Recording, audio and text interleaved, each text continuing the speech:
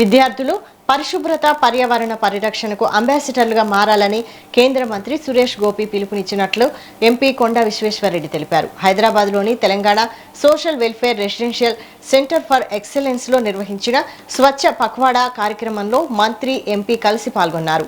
పరిశుభ్రత అనేది కేవలం ప్రచారం కాదని ప్రతి ఒక్కరి వ్యక్తిగత బాధ్యతతో ముడిపడిన సంస్కృతి అని వారన్నారు. స్వచ్ఛ భారత్ మిషన్ను ప్రధాని మోడీ నాయకత్వంలో దేశవ్యాప్త ఉద్యమంగా మార్చారని పేర్కొన్నారు.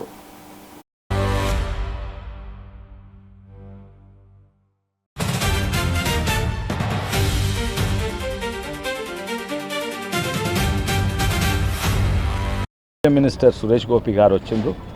ఒకటే ప్రోగ్రామ్ చేసి మళ్ళీ ప్లేన్కి వాపసు పోయిండ్రు. అంత ముఖ్యమైన ప్రోగ్రాం. ఏం ప్రోగ్రాం అంటే ఏక్ పేడ్ మాँ के नाम पर, పర్యావరణం కాపాడాలి, స్వచ్ఛ భారత్ అంత సాఫ్ ఉంచుకోవాలి, స్వచ్ఛ భారత్ ఇంకా ఏక్ పేడ్ మాँ के नाम पर. ఈరోజు గచ్చిబౌలి డివిజన్లో మన తెలంగాణ సోషల్ వెల్ఫేర్ స్కూల్లో పెట్టిండ్రు.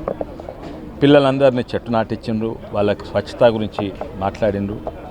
దీని కొరకు యూనియన్ మంత్రి వచ్చిందంటే కేవలం ఇదే ప్రోగ్రామ్కి, వేరే మీటింగ్ లేవు అంటే వారు అన్నారు, మోడీ గారు ఇది అన్నిట్లా ఇంపార్టెంట్ ప్రోగ్రామ్, దీనిలో లక్షలాది కోట్ల కాళేశ్వరంలో కాదు, లక్షలాది కోట్ల ఇది కాదు, ఇది చిన్న ప్రోగ్రామ్ కానీ అన్నిట్లో ముఖ్యమైన ప్రోగ్రామ్, దీనికి ఎవ్వడేమోనికి పైసలు ఇవ్వాలి, శుభ్రం గుంచుకొని. అయితే ఇటువంటి ప్రోగ్రాము ఇంపార్టెన్స్ పిల్లలకు తెలవాలని నిజంగానే మన భారతదేశం చూస్తే ఇంకెంతో ముందుకు పోవాలి. కానీ గత 10 ఏళ్ళ చూస్తే ఎక్కడ ఉన్నాము, ఇప్పుడు ఎక్కడ ఉన్నాము. అక్కడ బాత్రూమ్ లేకుండే గవర్నమెంట్ పేదోళ్ళకి కట్టించే ఇళ్ళల్లో బాత్రూమ్ లేకుండా కట్టించేదో సమానాల అప్పుడున్న ప్రభుత్వాలు. మన ఇళ్ళల్లో బాత్రూమ్ లేకుండేది, అందరు బయటికి పోయేది. ఇప్పుడు ఒక్కడు కూడా ఈ 10 ఏళ్ళల్లో మోడీ గారు వచ్చినాక సమాజాన్నే మార్చిండు. ఇంతకుముందు ఎక్కడ పోయిందంటే బయటికి పోయిండు, చెంబట్టుకు పోయిందంటావు. ఇప్పుడు మన తెలుగు భాషను మార్చిండు. ఎక్కడ పోయిందంటే ఆయన బాత్రూమ్ పోయిండు, ఆయన వాష్రూమ్ పోయిండు అని అంటారు.